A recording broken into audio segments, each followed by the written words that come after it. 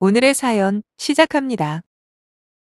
정말이지 우리나라에서 애 안 낳는 게 아직도 죄인 취급을 받는다는 게 믿어지시나요? 그리고 이미 합의 다 해놓고 결정적인 순간에 아무런 쓸모가 없는 남편까지 한마디로 총체적 난국이 따로 없었네요. 남편과는 2년 전에 결혼했고 아이 없이 나름 잘 살고 있었습니다. 사실 아이가 그렇게까지 급하다고 생각하지도 않고 중요한 건 아직 부모가 될 준비가 안 됐다고 생각하거든요. 그래서 결혼할 당시에 남편에게 그랬습니다. 우리 명의로 된 집을 사기 전까지는 아이는 보류하자고요.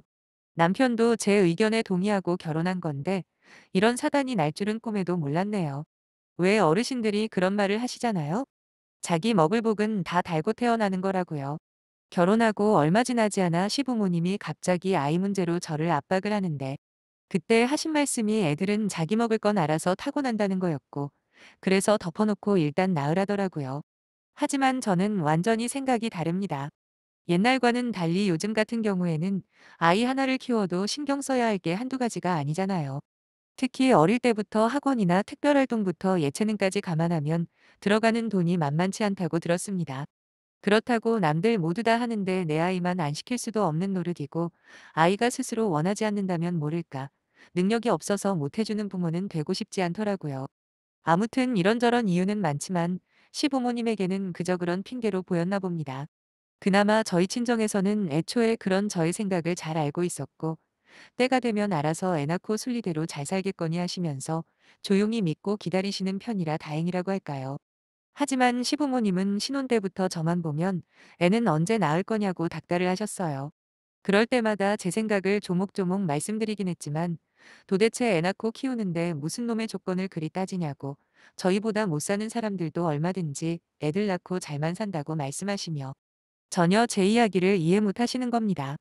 뭐 딱히 틀린 말은 아니지만 일단 아이 문제는 저와 남편이 당사자 아닌가요? 그럼 어느 정도 설득을 해보다가 당사자가 아니라고 하면 적당히 그만할 줄도 아셔야지 생각의 차이를 아예 인정하려 들지 않으시더라고요. 어떻게 세상 사는데 자기 생각과 모두 똑같을 수가 있겠어요? 안 그렇습니까? 거기다 결혼 전에 아이 문제에 대해서 저희 생각을 이야기 안 한 것도 아니고 어느 정도 생활이 안정되기 전까지는 맞벌이하면서 돈 모을 거라고 결론이 난 문제를 아주 시가에만 가면 저를 세상에서 제일 못되고 이기적인 며느리로 만드시는 거예요. 아무튼 그런 잔소리는 있는 대로 다 들으며 살았지만 저도 제 고집이 있고 생각하는 목표는 양보할 수 없었기 때문에 시부모님 잔소리는 듣는 둥 마는 둥 한 귀로 듣고 한 귀로 흘리면서 지금까지 버티고 살았어요. 하지만 가장 어처구니 없는 건 남편의 태도였습니다. 결혼 전에는 분명히 저랑 의견이 같다고 했었거든요. 그런데 결혼하고 자기 엄마라는 사람이 저한테 말도 안 되는 억지를 쓰거나 잔소리를 할 때마다 마치 꽂아 놓은 보리자루 마냥 아무런 말도 못하고 눈만 껌뻑거리고 있더라고요. 마치 자기는 당장이라도 아이를 가지고 싶은데 와이프 눈치가 보여서 못한다는 식으로 말이죠. 그러다 보니 당연히 시어머니나 시아버지는 저만 보면 입에 거품을 물고 사람 속 뒤집어지는 소리만 하시는 겁니다. 거기다 제가 집부터 사고 나서 아이를 가진다고 말할 때면 지금 결혼할 때 시가해서 집안 사줬다고 시위하는 거냐며 또 말꼬리를 잡고 늘어집니다. 사실 저는 남자 쪽에서 무조건 집을 사와야 한다고 생각하는 그런 사람이 아닙니다. 오히려 저희 결혼할 때 신혼집 포함해서 반반 결혼을 했었는데 제가 남편보다 돈을 더 많이 부담했어요. 남편이 모아둔 돈이 3천만 원에다가 시가에서 지원해 준 게 3천만 원이었거든요. 당시에 제가 모은 돈이 딱 5천만 원이었는데 처음엔 저희 부모님께 반반 맞추자고 하면서 딱 1천만 원만 더 지원해 달라고 했었습니다. 하지만 부모님은 사돈 쪽에서 보태준 만큼은 최소한 해야 하지 않겠냐면서 똑같이 3천만 원을 주시더라고요. 그러니 실제로는 제가 2천만 원이나 더 많이 부담하게 된 거죠.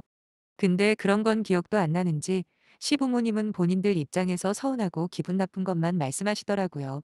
그래도 작년 초까지는 얼굴 볼 때마다 손주 타령을 멈추지 않으시더니 신우가 작년 봄에 시집을 가고 난 뒤로는 그나마 다행히도 저한테 쏠리는 관심이 확 줄어들었습니다.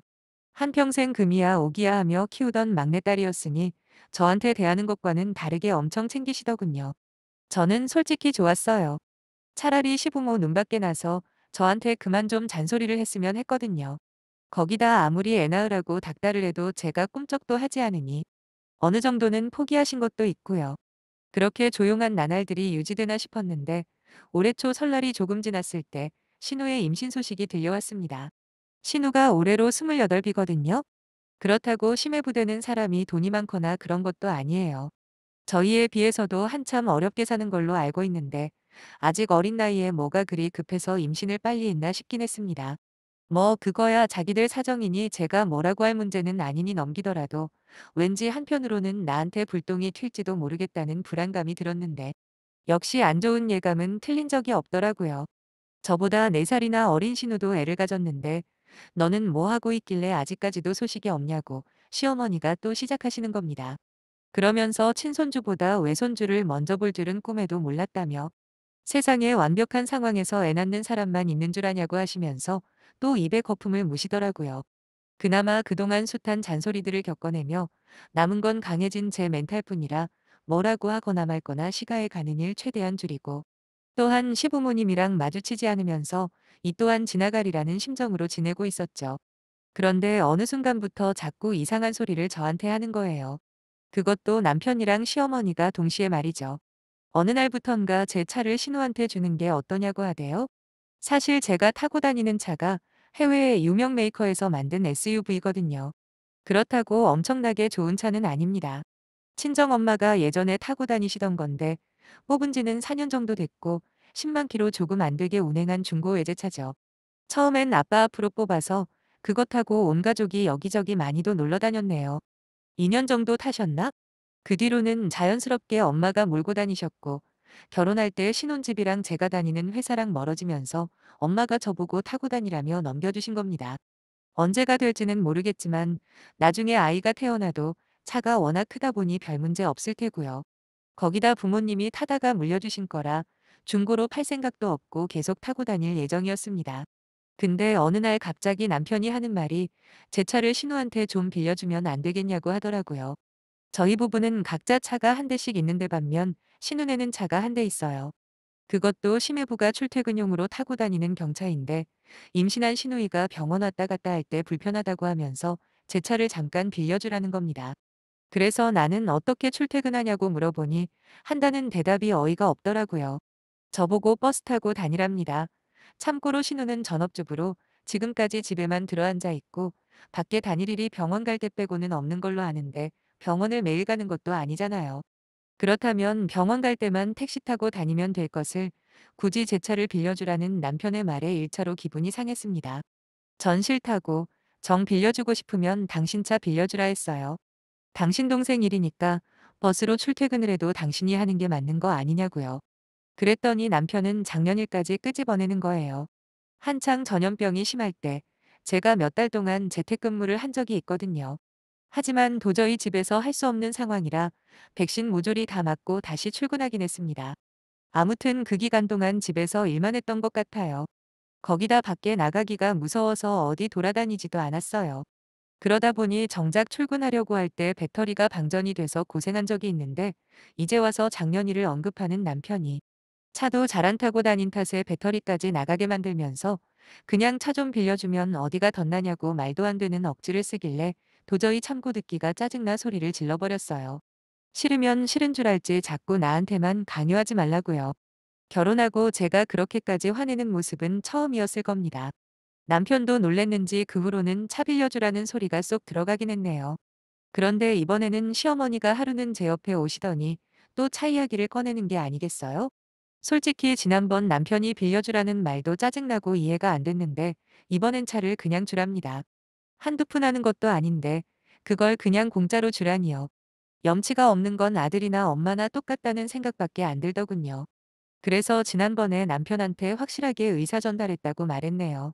그 후로도 두세 번 이야기를 꺼내셨지만 곧 잠잠해져서 어차피 뭐라고 하던 전 제 차를 줄 생각이 없으니까 제 풀에 알아서 지쳐 떨어졌구나 생각했는데 글쎄 지난번 시아버지 생신날이었습니다.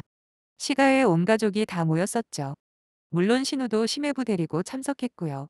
모든 사람들의 관심은 오로지 신우 뱃속에 있는 아기에게 집중될 수밖에 없었고 저는 오히려 그런 무관심을 즐기며 조용히 밥만 먹고 있었어요. 솔직히 배도 아직 많이 안 부른 상태고 듣자 하니 입덧도 별로 없다던데 신우는 연신 뱃속의 아기 때문에 너무 힘들다는 소리만 하더라고요.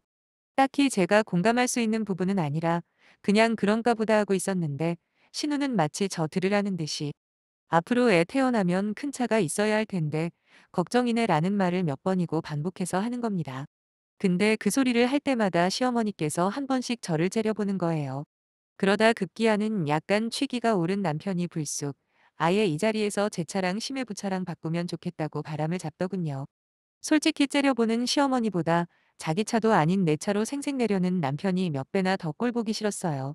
신우는 그럼 정말 좋겠다는 말을 하며 잔뜩 기대한다는 표정으로 저를 쳐다보고 있는데 여기서 싫다고 거절하면 저만 완전히 나쁜 인간이 되는 분위기였습니다.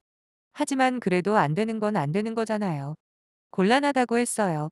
그랬더니 신우는 절 보며 아주 해맑은 목소리로 어차피 출퇴근만 하는 용도라면 자기네 차가 더 좋다고 하면서 작아서 기름도 얼마 안 먹고 주차비까지 할인되는데 얼마나 경제적이냐.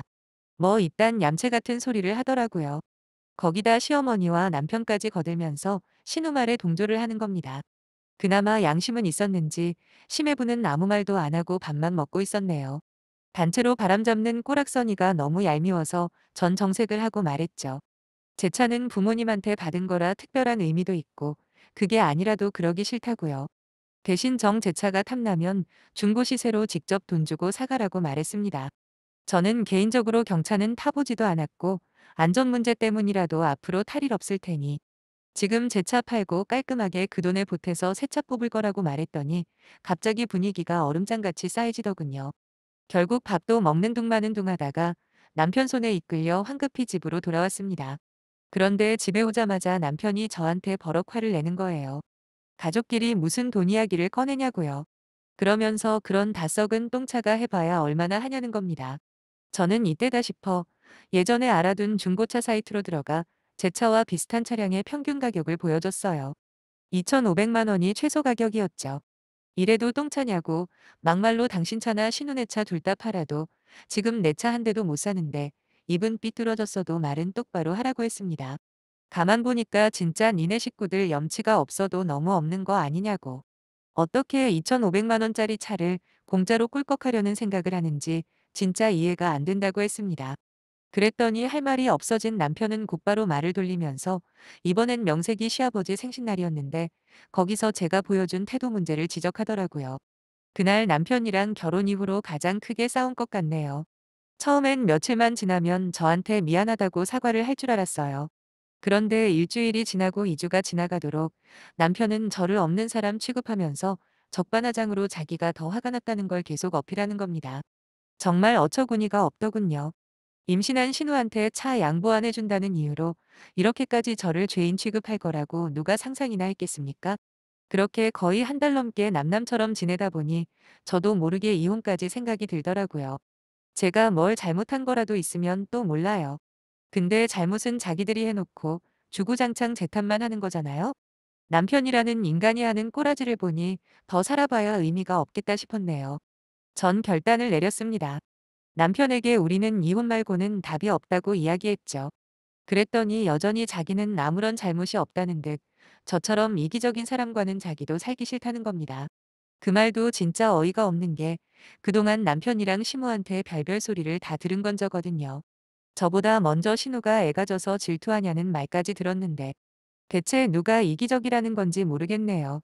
지금 현재는 일단 친정에서 회사 다니면서 이혼 절차 중입니다. 결혼한 지도 그리 오래되지 않았고 거기다 결혼할 당시에 제가 더 많이 들고 왔으니 헤어질 때도 정확하게 따져서 한 푼이라도 더 챙겨갈 겁니다. 단 하루도 그 집안과 엮이고 싶지 않은 마음뿐이네요. 한 가지 웃긴 이야기 해드릴까요? 저번에 짐 챙기러 한번 들러야 했을 때가 있었는데 그 당시 전 이미 제 차 팔아버리고 새 차를 뽑은 상태였거든요. 차 가지고 하도 지랄해서 홧김에 팔아버린 것도 있긴 한데 애초에 다시 결혼하거나 애를 가질 생각도 없기 때문에 이번엔 제 마음에 드는 스타일로 뽑았죠. 근데 제 차를 본 남편이 말은 못하고 혼자서 부들부들하는 게 어찌나 쌤통이던지 자기 주제에 평생 이런 차를 타보기나 할까요? 아무튼 조만간 이혼 결정되면 휴가 내서 오랜만에 멀리 여행이나 좀 다녀올까 합니다. 그리고 제대로 새 출발해야죠. 많이 응원해주세요. 감사합니다.